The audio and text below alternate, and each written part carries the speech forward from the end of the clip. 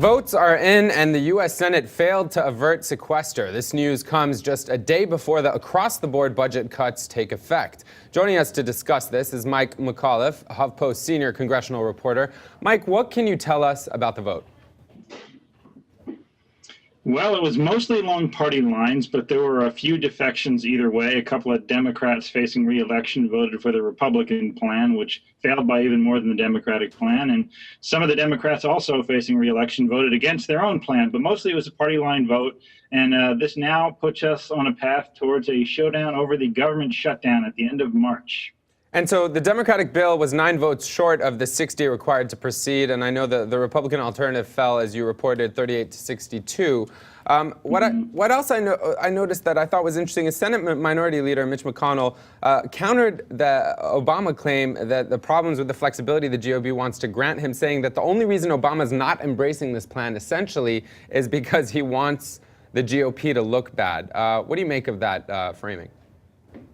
Well, I think the most Americans, according to our polls, we posted one yesterday, and a bunch of others, are sort of coming down on the side of blaming Republicans. So they've kind of taken a beating with these showdowns over the last couple of years. So they're looking for just about any way they can to shift the focus off of them and onto the White House. And they call it Obama's sequester.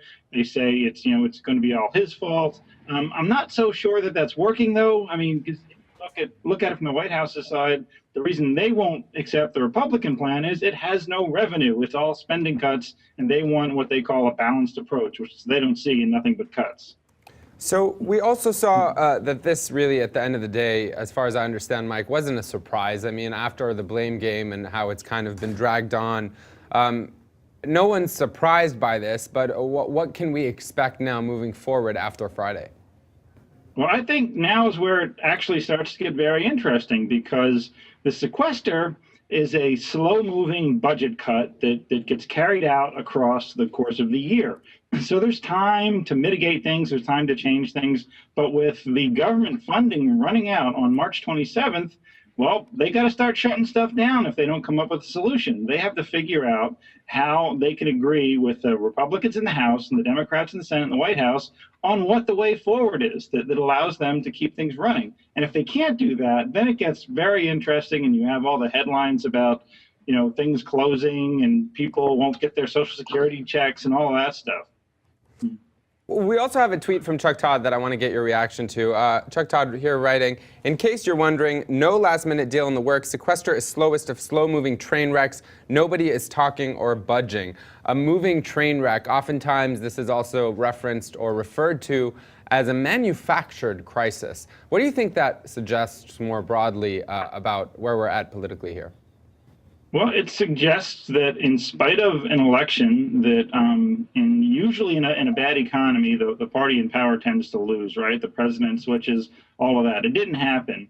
And I think it's because of the sort of complete lack of cooperation that you get largely in the House. I mean, there's some of that still in the Senate, too, but it's largely in the House with the Tea Party, and it just shows how for the last 2 years they've been completely at loggerheads and really unable to compromise on much of anything. So that's where we're at, and that's why when Chuck Todd talks about a slow-moving train wreck, you're talking about the economy, getting a drag on it for the rest of this year while these particular cuts done this way are happening.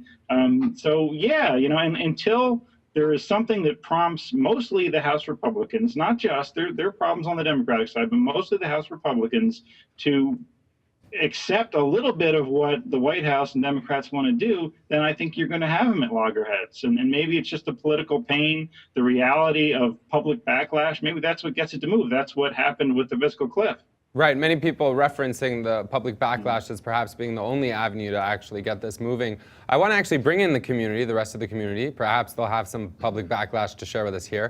Egberto Willies is joining us from Kingwood, Texas, and Phil Perrier from Los Angeles, California. Fellas, before we get to you, I just want to read some of the comments that came in. This is from Justice Holmes 48 seconds ago saying, Republicans want to shift the hard choices to Obama so that they can blame him no matter what he does, worthless. We also have Monkey Man 365 saying, I bet all these people in Congress playing games with their jobs will get reelected in the midterm election. There is zero accountability in D.C. They will keep doing this and get away with it. And lastly, and perhaps my favorite, LibRab 103, Can we shut down D.C., Egberto? Well, I tell you what, I'm going to start with one thing, and tell me what you think about this.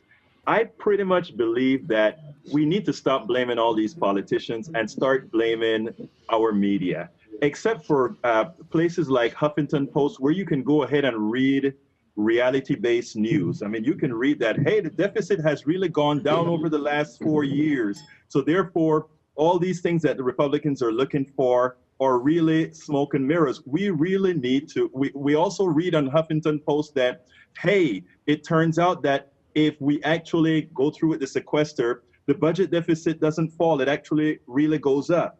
So if more of our media were pushing this type of information, pushing the truth, if you will, Huffington Post and others, then these guys would be forced to behave, because they are right now following their constituency is currently following their lead of misinformation. Right. And unless they are made to know the truth, there's no incentive for these guys to move forward. So, Egberto, your check's in the mail, but Phil, what do you make of what Egberto is saying there? Do you agree with him? Yeah, I do. I think that the media has kind of created. I mean, first we had the fiscal cliff. Now we've got the sequester. Every so often they keep creating these kind of doomsday scenarios, kind of like the Mayan apocalypse. Because for most people, myself certainly included, this financial stuff is just so mind-numbingly dull that there's no, like, unless it impacts medical marijuana in California, I really don't understand or care what happens here. You know, I think this is going to pass, and then there's going to be some other, you know, the budget cuts of death or whatever are going to be in a few weeks, and life will go on, hopefully. Well, and to this point, I mean, a lot of people actually live now in our comment section agreeing with you, Egberto, blaming the media in part. And we have this comment from Tom Servo saying, after watching Chuck Todd report the news, I feel like I didn't. He's like the Chinese food of news. I forget everything he says 20 minutes later. Now, I don't think that's necessarily as critical about Chuck Todd, but this notion that when we watch TV and we watch this narrative kind of be perpetuated in the media, sometimes it's hard to really understand what is really at stake and what matters. Do you agree with Egberto, Mike? Do you think the media plays a role in perpetuating this? Yeah. Oh, you're muted, I believe. If you could unmute yourself, top right. Sorry about that. Thanks a lot. There you go. No, I mean, sure we do. We latch onto the hot story, and a lot of time it's about, you know, who wins and who loses. It's sort of a sports story. We try to do a little bit better than that at the Huffington Post and get into some of the details and what the actual numbers say and what they mean. But yeah, if you watch your typical newscast or if you read your typical news story, you're going to get Republican advantage or Democratic advantage and a lot of doomsaying and very little of the what underlies all of that. But, you know, there's another side to this, and that's what the parties have done themselves to maintain themselves in power, and that is create districts where they have voters who will support the incumbents. So you've got these Republican districts where the Tea Party and the activists are the dominant force. So if you want to stay elected as a Republican, you have to cater to them. So it makes it very hard to compromise when the people who sent you there don't want you to, even if you think it might be a good idea. So there's what the media tell the folks, and then there's what the legislators actually do, which we don't really have much sway over unless we can tell people on the ground what's going on. Certainly, and one last comment. Go ahead. But even a Tea Party person knows when they're broke, and if they really know who's making them broke, they would actually make the right decisions, but they must know who's making them broke. And speaking of who's making them broke, Kathy Sanders saying, seems to me that the House, Senate, and others involved with this sequestration, including the president, should have their salaries and expense accounts withheld unless they get the job done. Wouldn't that be nice? Mike, thank you so much for joining us. Community, stick around. As always, there's much more coming up. And actually, we'll be talking about telepathic rats. Yes, you heard it right, telepathic rats.